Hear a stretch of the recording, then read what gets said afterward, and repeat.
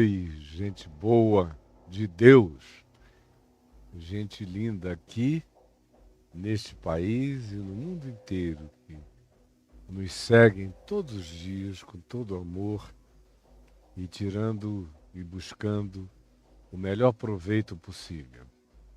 Nós estamos na sequência de Mateus, no capítulo 10, já vimos até o verso 23. Hoje é o dia de prosseguirmos do verso 24 até o verso 27. Eu queria ir até o verso 33, mas não vai dar tempo. Então, fica para terça-feira continuar do verso 28 ao verso 33. Eu não estou com pressa e Deus há de nos dar vida e saúde para chegarmos até o capítulo 28 e concluirmos o Evangelho de Mateus. Isso vai ser um bem precioso seu, como está sendo, e de muitos outros. Eu sei que o maior significado do que eu estou fazendo hoje aqui não é ainda de modo imediato, mas com certeza absoluta o será para você na sua velhice, daqui a um pouco mais, para os seus filhos, para os seus netos e até para os seus bisnetos. Esse é um conteúdo que não tem prazo de validade. Ele vai continuar em vigência e não vai precisar de atualizações. Essa boa nova é perene. Esse ensino, se você quiser chamar de filosofia de Jesus, é o maior bem perene que a humanidade possui. E é uma pena que grande parte dos cristãos não tenha percebido isso, e a religião vende a ideia de que isso precisa ser o tempo todo reatualizado por acadêmicos, teólogos, pensadores, quando na realidade os aspectos de natureza cultural, circundante, os elementos decorativos da descrição do diálogo, do ensino de Jesus, podem até sofrer atualizações de descobertas históricas, arqueológicas, de aprofundamentos culturais. Os seus aplicativos podem ganhar alguma contextualização de natureza mais vigente em alguns aspectos, porém, o fundamento jamais perde o seu prazo de validade. O Evangelho do Reino de Deus é o ensino, é a sabedoria perene de Jesus para todos os povos, para todos os seres humanos, em todos os lugares, em todas as gerações. Especialmente se você não ficar tentando cristianizar as pessoas. Se você não for um missionário proselitista, como quem chega de cima, um alienígena, para subjugar os nativos do lugar. Se você não for assim, se você for apenas um humano entre outros humanos vivendo os dilemas da sua própria geração, aí você percebe a perenidade do significado do Evangelho de Jesus. E é isto que eu quero que você guarde. Guarde hoje, guarde agora, guarde para sempre no seu coração. O que você está aprendendo tem durabilidade eterna.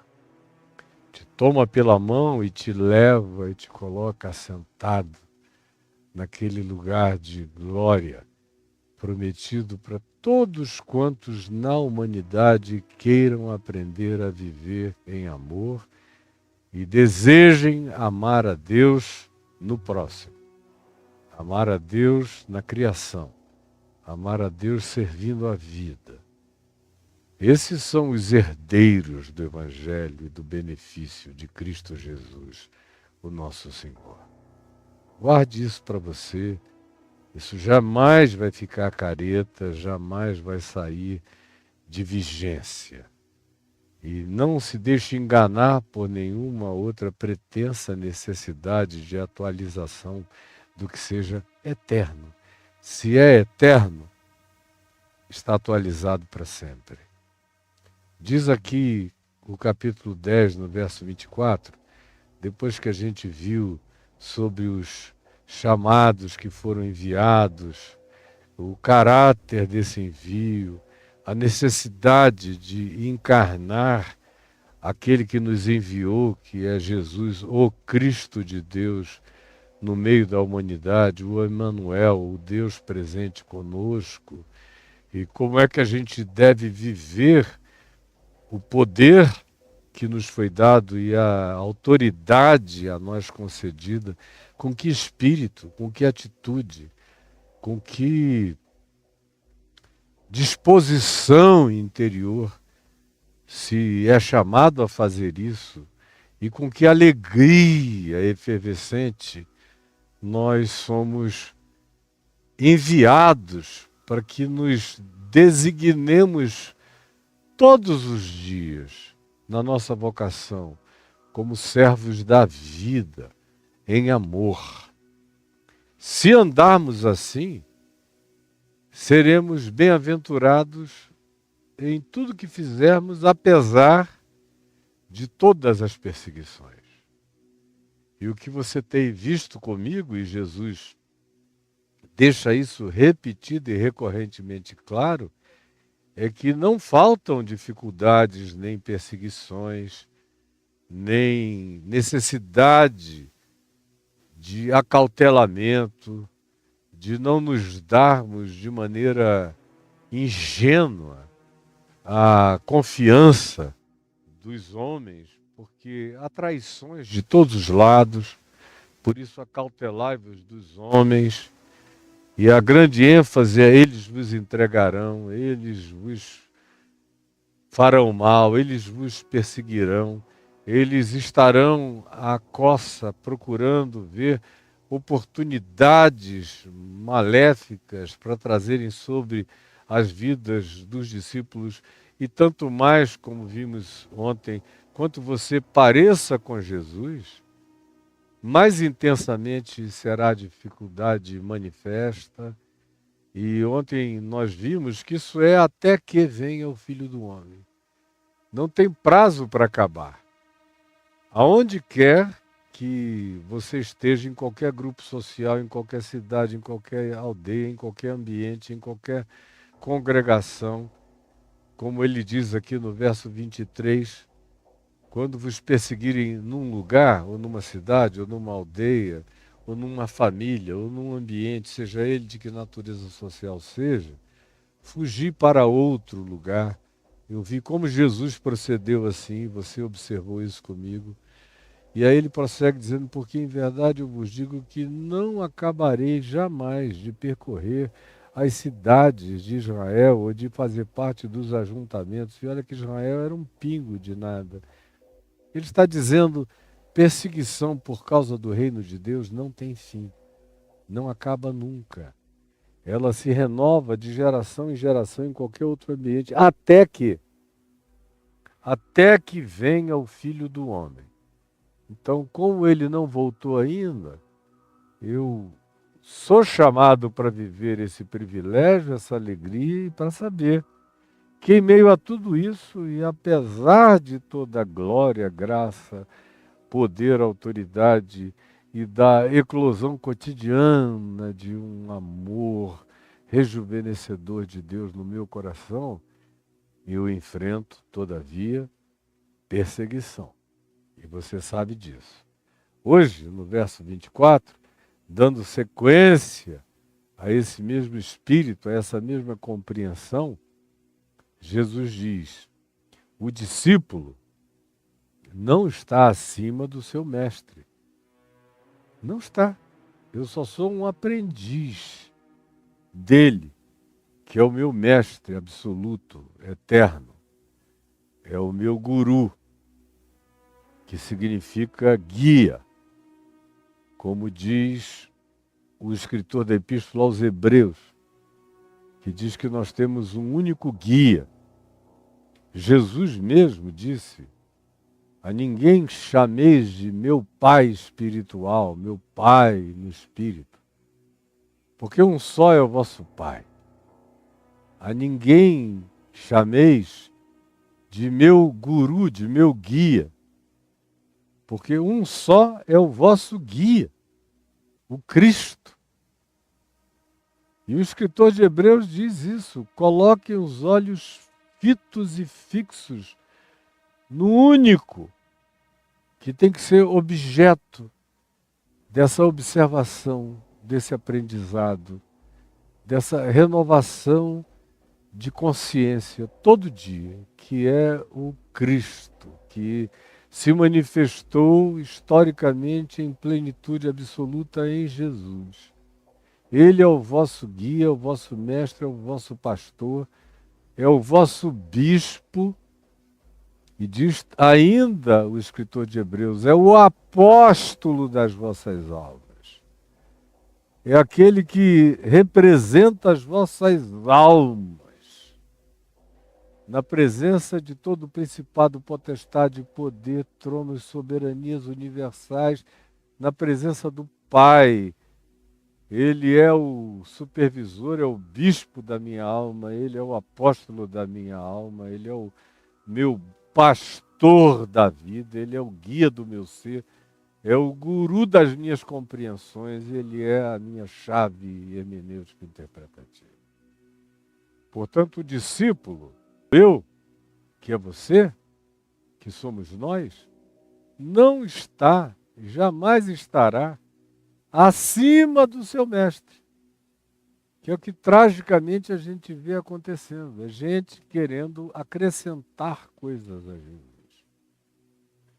Como Paulo disse, se vier alguém, ainda que venha transvestido, transmudado, num anjo de luz, e vos apresente um evangelho que tem acréscimos a fazer ao ensino de Jesus, ou que tenha decréscimos e retiradas a realizar ao ensino de Jesus, Paulo diz, seja anátema aos vossos sentidos, seja algo rechaçado, abominado, não sigam, não levem a sério, não percam tempo de nenhuma natureza. E é o que nós mais temos entre nós, infelizmente. A gente vive numa geração onde todo dia tem algum louco tentando trazer algo que Jesus não ensinou, jamais ensinaria, e que é totalmente contrário ao espírito e às práticas manifestas no trato de Jesus com os homens, com as mulheres, com as crianças, com os velhos, com os marginais, com os desprezados da vida, e também no trato dele com as autoridades, com surtos de sobreexcelência, de sobressaimento, de importâncias, ou de prevalências. Como lidar com elas? Eu aprendo com Jesus. Como ele passa com espontaneidade indiferente por tudo isso e por todos esses. Como é que eu tenho que aprender a lidar com as autoridades religiosas, com as suas síndromes de Lúcifer e de dominação e de controle da alma humana?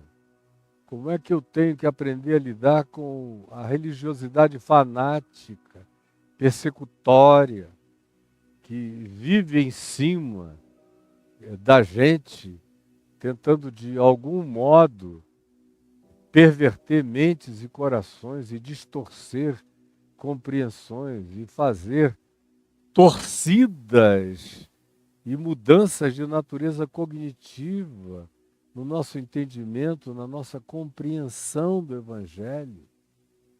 Portanto, o discípulo não está acima do seu mestre. Eu aprendo com meu mestre a lidar com todas as coisas, com as boas e com as ruins. Nem o servo está acima do seu senhor. Não pode estar. É patético querer estar. Quando você vê pessoas dizendo, não, Jesus não disse, não ensinou isso, mas eu tive uma revelação do Espírito Santo. Nova revelação, um novo mover. Jesus não chegou aí, mas o Espírito Santo me deu a conhecer o que Jesus não me ensinou. Abomine isto. Saia correndo daí. Fuja disto. O quanto antes. Porque o servo não está acima do seu Senhor. Basta ao discípulo ser como seu mestre. Pelo amor de Deus. Imagina só, se eu tiver a aventura de conseguir ser como meu mestre, como meu guia, como meu Senhor, como o meu mentor, como o meu bispo, como o meu pastor, como o meu apóstolo, que é um só, que é Cristo Jesus, e eu não tenho nenhum outro. Todos os outros, mesmo aqueles que ele chamou, Pedro, Tiago, João, os 12, Paulo, e quem quer que venha mais, seja homem ou sejam mulheres de significado, todos eles são coadjuvantes, são servos da fé que em Jesus se propaga no mundo, pelo trabalho do Espírito Santo, aonde a gente sabe e aonde a gente não sabe, aonde a gente foi e aonde a gente não foi, aonde chegamos e aonde nós não chegamos e nem chegaremos, todavia o Espírito de Deus é livre. Sopra onde quer, age onde quer, como quer, com quem quer, trabalha no coração de quem deseja, revela a si mesmo às pessoas com a minha presença ou apesar da minha presença, com a minha ajuda ou apesar das dificuldades que eu, querendo ou não querendo, crie. Ele é livre e eu sou servo dessa consciência. Eu não tenho nenhum tipo de ideia diferente. Eu não estou aqui para inventar nada, para acrescentar nada, para agregar nada. Eu não tenho nenhum verbo a mais. Eu estou aqui exclusivamente querendo me satisfazer nessa certeza de que basta ao discípulo ser como seu mestre. Isso me basta. Essa graça me basta. Essa compreensão me basta. Esse é o meu mestrado, é o meu doutorado, é o meu pós-doutorado. Essa é a minha licenciatura em divindade. É encarnar o Evangelho de Jesus no mundo, na vida e entre os seres humanos. Essa é a graça que me totaliza, que me plenifica. É nessa direção que eu caminho. É aí que eu me completo. Dia a dia me aproximando mais disso, enquanto eu vou esquecendo das coisas que para trás ficam, e prossigo para esse alvo, de que me basta ser, como discípulo, semelhante ao meu mestre, é na direção dessa vocação da encarnação da imagem de Deus em Cristo Jesus na minha existência e nas minhas práticas existenciais em todos os níveis e dimensões, que está a minha completude, positivamente falando. E também negativamente falando, porque basta ao discípulo ser como seu mestre no aprendizado de toda a prática do bem, como também basta ao discípulo ser como seu mestre e ao servo como seu senhor, na experiência de todas as dificuldades que visitaram a Jesus e que recorrentemente o perseguiram pela ação explícita e perversa de seres humanos cegados, bloqueados, encrustados na ignorância, com aquela crosta de impedimento cognitivo diabólico colocado sobre as suas mentes, de tal modo que quanto mais luz, mais cegos ficavam, quanto mais graça, mais endurecidos se tornavam, quanto mais bondade viam, mais indiferentes tentavam ser, quanto mais misericórdia assistiam, mais se empederniam, de modo que na vida de alguns, a bondade de Deus, ao invés de os melhorar, produz neles efeito diametralmente e radicalmente oposto. Essa é uma grande calamidade de quem quer que observe como os seres humanos reagem ao amor de Deus no curso da história humana. Então basta o discípulo ser como seu mestre e o servo ser como seu senhor para o bem e também para o mal. Aí ele diz, para o mal. Se chamaram de Belzebu, o maioral dos demônios, a mim, que sou o dono da casa, que sou o senhor e o mestre, se fui chamado por eles de Belzebu, e a gente ainda vai chegar mais adiante, aonde esse tema de Jesus nomeado maioral dos demônios, operador de milagres pelo poder dos demônios e de Satanás, conforme os fanáticos religiosos agarrados aos seus dogmas de morte, aos seus mestres do inferno, em nome de um Deus diabólico, ensinavam e diziam e contrapunham-se a Jesus. Nós vamos chegar nisso daqui a mais uns dias. Ele aqui menciona isso, que já tinha acontecido antes, ele só en passant menciona outra vez, se chamaram Belzebu ao dono da casa, quanto mais aos seus domésticos, quanto mais a você, quanto mais a mim. Meu Deus, eu olho para Jesus e fico satisfeito, contente. Tem gente que olha para mim, e não são poucos, são muitos, e me dizem, Caio, eu não sei como você aguenta. Hoje está a sopa no mel para mim. Outra vez, o horroroso foram os 20 anos, entre mais ou menos 1996, 97, 98 e até uns 3 anos passados, foram tempos horrorosos, de pessoas me chamando de tudo. Eu hoje moro em Brasília, vai fazer 20 anos que nós começamos a vir para cá. Agora no dia 24 de julho faz exatamente 20 anos. E no passado, eu rodava o Brasil inteiro, todas as cidades, os municípios, pregando para milhões de pessoas. Os antigos lembram disso. Milhões, não é exagero, não é superlativo, não tem nada além da conta aqui. Milhões presencialmente e muitos milhões pela televisão, antes de haver internet.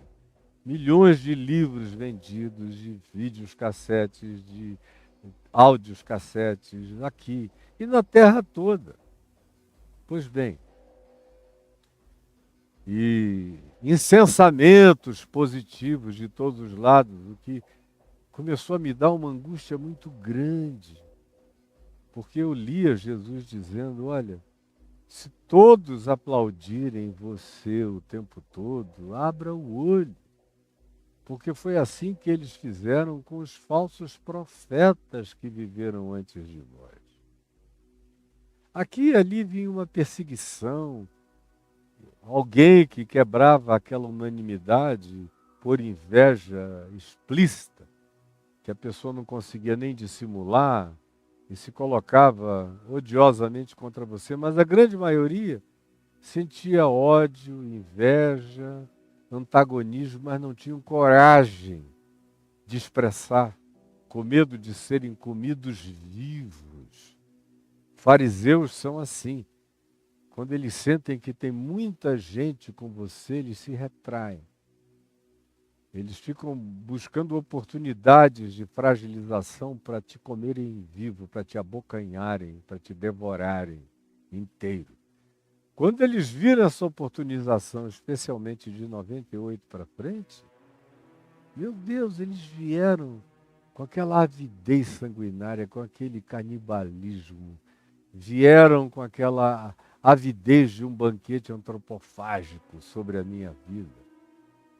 E eu não vou dizer a vocês que foi uma tolicezinha, não. Foi muito, e muitos milhares, falando o tempo todo. E aí deixa eu voltar a Brasília. E eu que rodava o Brasil inteiro e o mundo todo, e tinha um escritório aqui em Brasília, onde eu vinha toda hora pregar. E quando vim para cá, mudar para cá já no ano de 2004, em julho de 2004, as igrejas que me recebiam com os tapetes já mais vermelhos, com as maiores glórias por aqui, começaram a divulgar na cidade inteira que eu tinha me tornado um anticristo. E que a minha persuasão vinha do poder de Satanás e de Belzebu na minha vida. Eu vi tanta gente preocupada que me amava chegando e dizendo, você sabe o que estão dizendo para todo lado, né? E eu dizia assim, eu sei. Só que a essa altura a minha casca está começando a ficar bem grossa. E eu jamais imaginaria que ela ficaria tão grossa quanto ficou. Hoje em dia, praticamente não existe nada nessa vida que possa vir desses inimigos do Evangelho que me perturbe. Eu estou completamente consciente e acautelado dos homens. Mas é Jesus quem manda que a gente aprenda assim. Basta o discípulo ser como seu mestre e o servo como seu senhor. Se chamaram Belzebu ao dono da casa, quanto mais aos seus domésticos. Quanto mais a você, Caio, quanto mais a você, meu irmão, minha irmã, você em qualquer lugar me vendo e me ouvindo, está sofrendo dificuldades, está sendo retalhado, está sendo colocada em ostracismo, estão parando de falar com você, não tenha medo. Faz parte desse processo. Como ontem eu repeti tantas vezes, e no curso da minha vida, milhares de vezes, a frase de Paulo, tantos quantos querem viver justa e piedosamente em Cristo Jesus, serão perseguidos. Inevitavelmente. Foi assim comigo, ele diz. Me chamaram Belzebu, o maioral dos demônios. Quanto mais a vocês. Então se preparem, porque vocês vão ser chamados do impensável, do indizível, vão ser designados os satanases por aqueles que são os reais diabos humanos, trabalhando contra a graça de Deus na vida dos seres humanos. Então, não se assustem. Portanto, olha aqui para mim. Portanto, não os temais. Justamente agora em que entrou luz aqui. Não faz mal que ela chegue ilustrativamente, embora possa prejudicar a imagem, que ela chegue ilustrativamente a você. Não os temais, portanto, não os temais. Isso é consequencial. Eles são assim, farão assim, agirão assim. Buscarão intimidar vocês assim. Não tenham dúvida, não se equivoquem de que, assim como é comigo, será com todo aquele que quiser parecer comigo, que quiser se bastar em mim. Se a mim chamaram Belzebu, quanto mais a vocês. Portanto, sabendo disso, não tenham medo de nada disso e de nenhum deles. Não temam a nenhum deles, sob hipótese alguma. Não os temais, pois nada há encoberto. Eles vão inventar, eles vão criar, eles vão dissimular, eles vão ocultar, eles vão encobrir, eles vão querer colocar véus, eles vão tentar impedir, mas saibam, não tenham medo. Essa palavra é invencível. E aquele que vive por meio dela será completamente imbatível. Pode ser esfolado, mas será esfoladamente invencível. Portanto, não os temais, pois nada há encoberto que não venha a ser revelado. Eles podem fazer o esforço que queiram, mas a luz prevalece nas trevas, contra as trevas. Ela aparece, ela se expõe, ela passa, atravessa as nuvens, ela chega e ela grita, e ela se torna inevitável. Não tenham medo de nada disso. O que é verdade, verdade é. O que aconteceu, exposto será. O que é genuíno, genuinamente se demonstrará. Pode ter a tentativa e haver a busca de impedimentos, que eles farão sempre. Mas saibam que não há nada sob o poder deles encobrirem o evangelho que eles querem impedir e acobertar. Não querem que as pessoas percebam, não fiquem com medo, continuem se bastando em mim. Continuem dizendo, a mim me basta ser como o meu Senhor, guia, mestre e apóstolo da minha alma, como Cristo. Porque não há nada encoberto que não venha a ser apocalipsizado, revelado. Véu será rasgado e a verdade que vocês carregam será percebida, será discernida. Portanto, tenham paciência e não tenham medo enquanto esperam. E não mudem nada e não tentem fazer nenhuma sorte de adaptação. Porque não há nada oculto. Por mais que eles tentem te encobrir, te produzir tapumes de mentira, interporem-se entre você e a percepção de muitos e de milhões, não se importem. Isso sim tem prazo de validade, tem vida curta, porque o Evangelho vai prevalecer.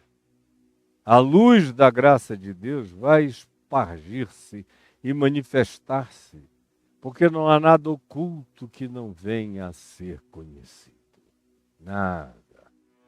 E não se está falando só de fofoca, não. Sobretudo, o contexto é da tentativa do encobrimento do Evangelho feito por esses antagonistas. Jesus disse, não se incomodem. Isso é completamente não encobrível, não acobertável, não escondível. Essa luz só pode ser escondida por vocês próprios, se negarem a fé. Mas se vocês mantiverem a fé, se vocês combaterem o bom combate, completarem a carreira, se bastando dia a dia em Cristo Jesus e guardando a fé, vocês estão do lado invencível. Embora não venha com invencibilidade aparência, não tem nada a ver com essa perversa teocracia republicana da teologia do domínio, que já teve várias faces e variações durante esses 1.700 anos de cristianismo. O cristianismo foi uma cooptação, foi uma adesão à cooptação feita pelo Império Romano. E aquilo que antes fora a igreja de Jesus se transformou no cristianismo, que é uma perversão da igreja de Cristo Jesus, e é uma adulteração do evangelho de Jesus, que, como eu tenho repetido muitas vezes, não carrega um único DNA de Jesus naquilo que manifesta. Portanto, saibam disso e saibam que de geração em geração esse grande cobertor, esse grande véu que tenta ocultar a percepção de Jesus, da cognição humana, será rasgado pelo Espírito Santo em todas as gerações. Vocês o verão.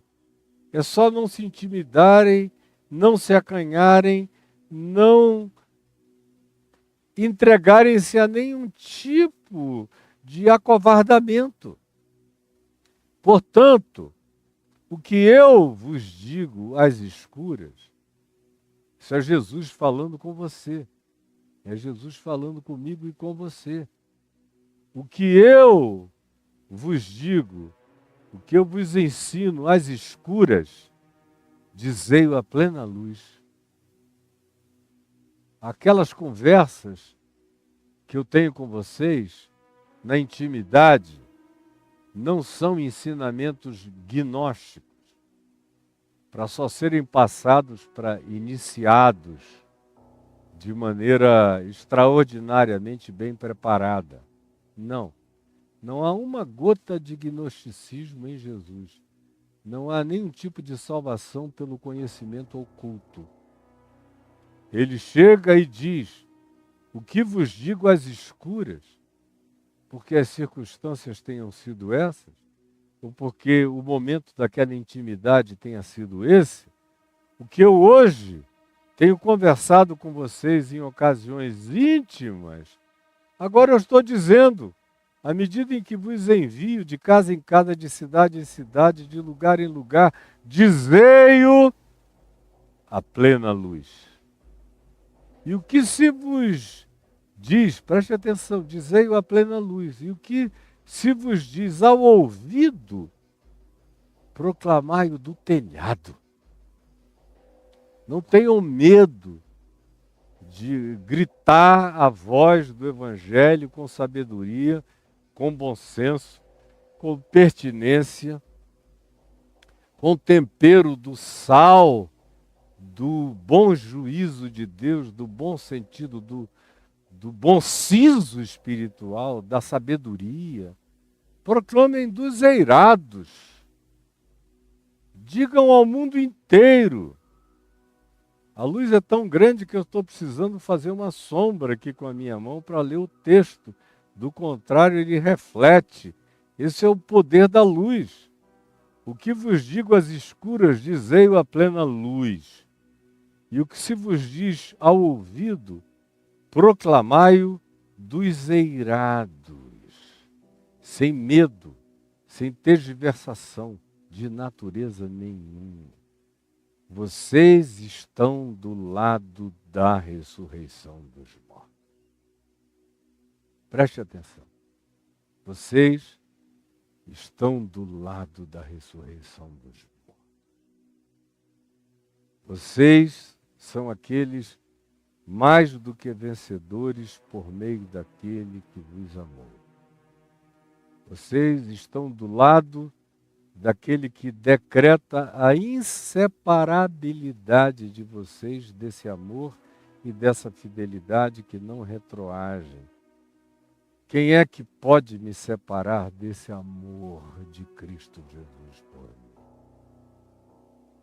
E Paulo, em Romanos 8, dá uma lista que podia ser de tudo e de todos, mas ele não quer ser exaustivo.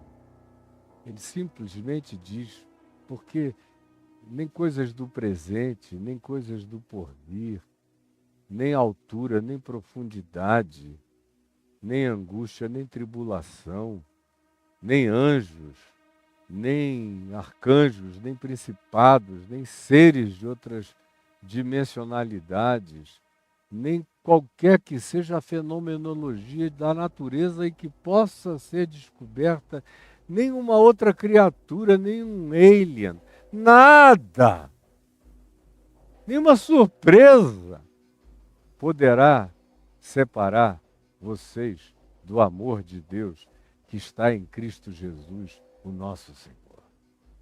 Essa é a garantia que me basta. Basta a mim carregar essa certeza que o meu mestre me deu. A mim me basta. E é nela que eu amo. Senhor Jesus, eu quero te pedir agora que, assim como esse sol me ilumina, o sol da verdade, da justiça, no Evangelho, ilumine as nossas faces. Vire o nosso rosto para a luz. Nos banhes com a luz do teu conhecimento, do teu entendimento e da tua bondade e da tua graça. É o que eu peço que tu faças agora no coração de todos aqueles que acolhem essa palavra. Em teu nome, Jesus. Amém e amém.